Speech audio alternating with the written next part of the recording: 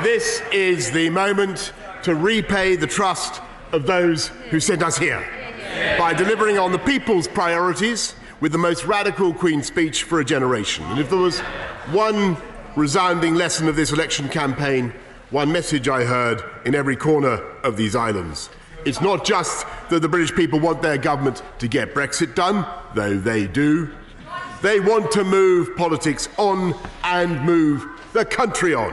Building hospitals, renewing our schools, modernising our infrastructure, making our streets safer, our environment cleaner, our union stronger. And this Queen's speech of this people's government sets in motion a vast interlocking programme to unite and level up across the whole United Kingdom and unleash the potential of all our people.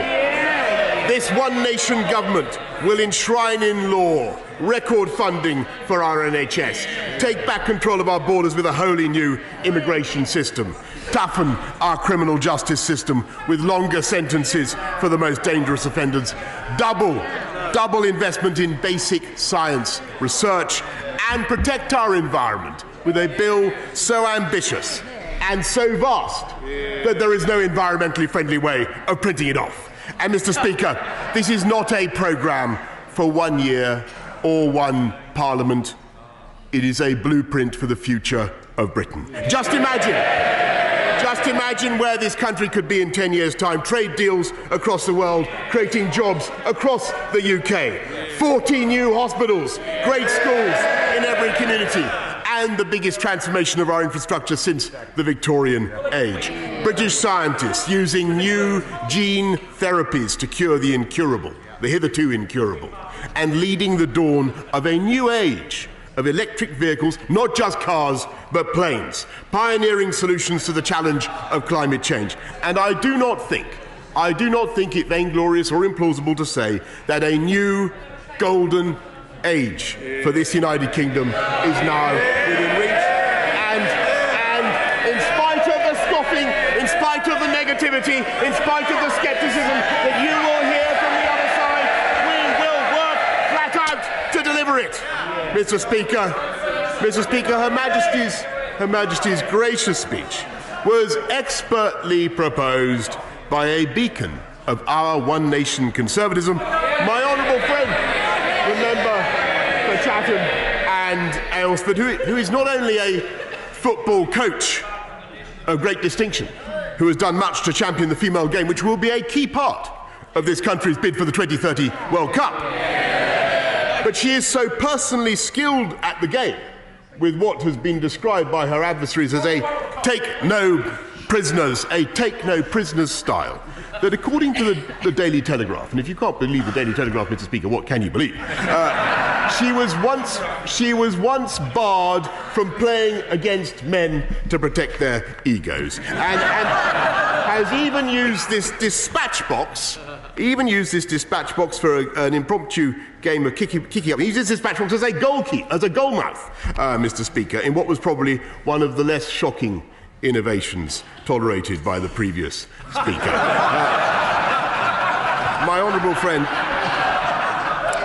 friend has also done pioneering work on tackling loneliness, improving dementia care, and curbing the harms, as we've heard, inflicted by gambling and alcohol, and is so dedicated to her job that she's regularly brought her son Freddie into the lobbies, so reducing the voting age to about 6 months. And Chatham's great parliamentary sketch writer, Charles Dickens himself, would confirm that her speech was in the very finest traditions of this House. She was followed with great style by my honourable friend, the member from Walsall North, when he addressed this House for the first time in 2017. He said, and I quote, "The good people of Walsall North have had to wait 41 years to hear a maiden speech from their MP. You can imagine how disappointed they will be." Well, my honourable friend was being characteristically modest, but I cannot help noticing how the good people of Walsall North have taken drastic steps to avoid another maiden speech. They not only re-elected my honourable friend, but they've quintupled his majority just to be sure. Mr. Speaker, as the honourable gentleman, right honourable member of opposition has pointed out, you wait years for a Queen's speech, and then along come two in short order. Something my honourable friend will appreciate, as one of the growing number of bus drivers' children on Conservative benches. He was elected as a.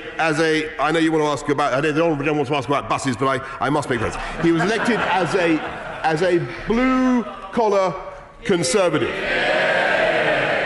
from a traditionally Labour seat, a path that many have just followed. And since then, as he pointed out quite rightly, he has secured funding for a new A&E department at his local hospital, a new railway station for Willenhall. I know he comes from a Labour family. In fact, I think his brother is a Labour councillor. And when he first declared himself a Conservative, he felt, he said, like the black sheep of the family. All I can say is I bet if they're watching today, they will feel nothing but pride in my honourable friend's brilliant speech. Mr. Speaker, let me also welcome to his place. Let me welcome to his place, right honourable gentleman, the leader of the opposition, a stickler, as we all know, for watching a Queen's speech at the right time. Though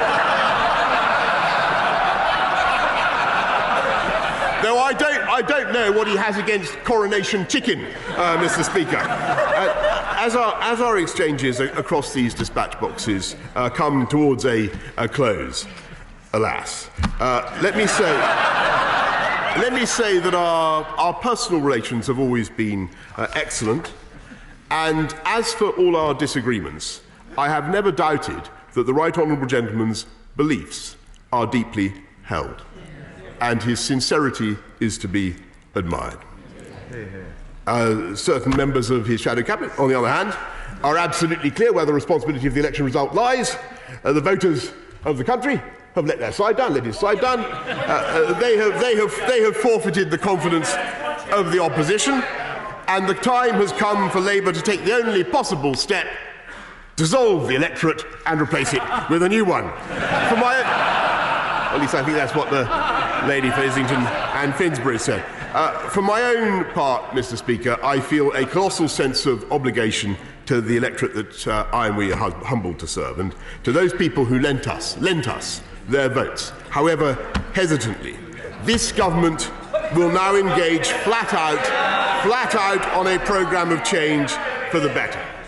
Tomorrow is the day when we finally peel back the plastic wrapping about which you have heard so much, Mr. Speaker, and present our oven-ready deal, and it will go into the microwave as the withdrawal agreement. It works in both devices, this deal.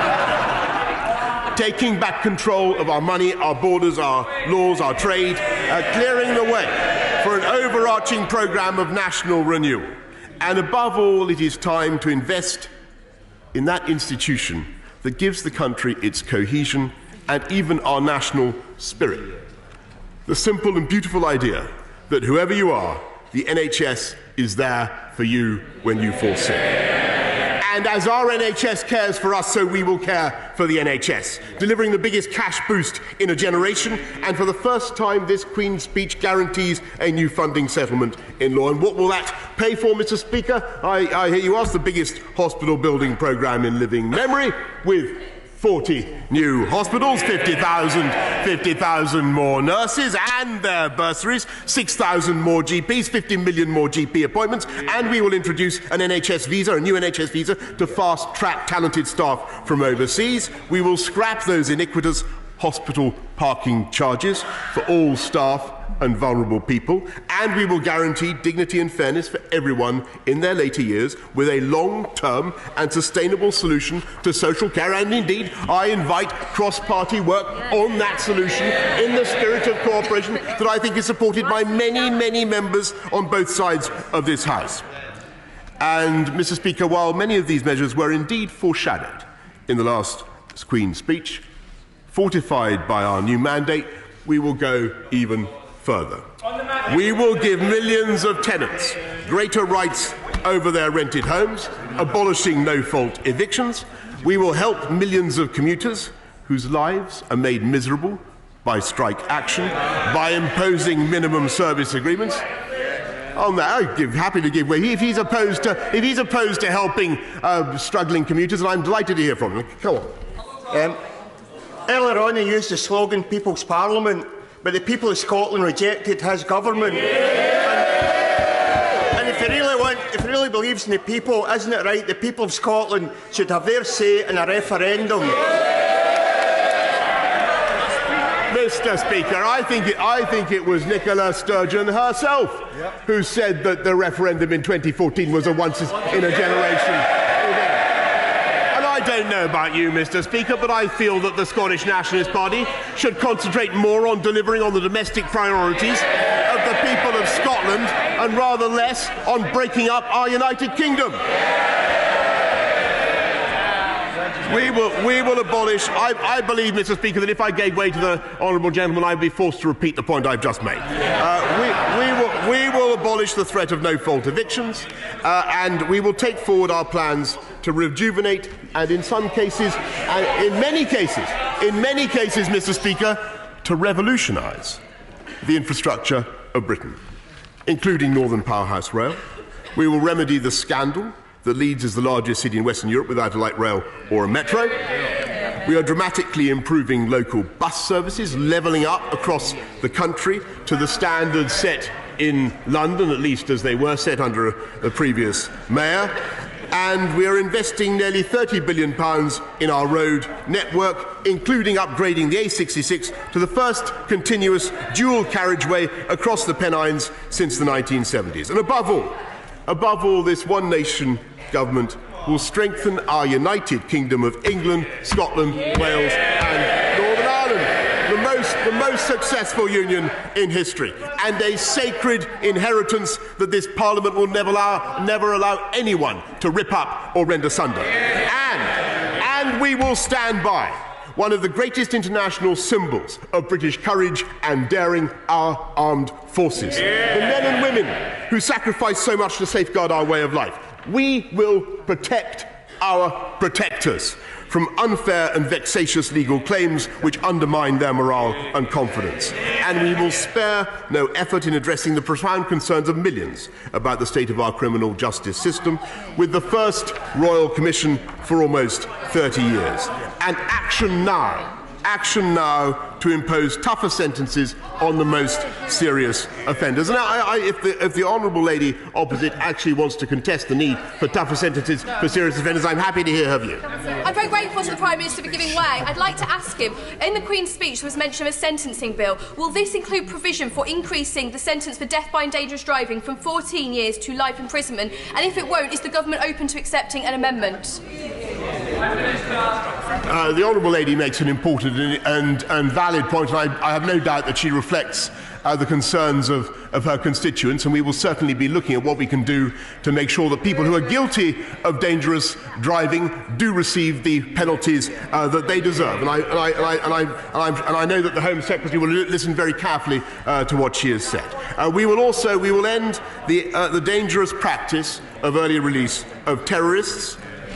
But our reforms will only stand the test of time if our system of government here at Westminster meets the challenge of a new era.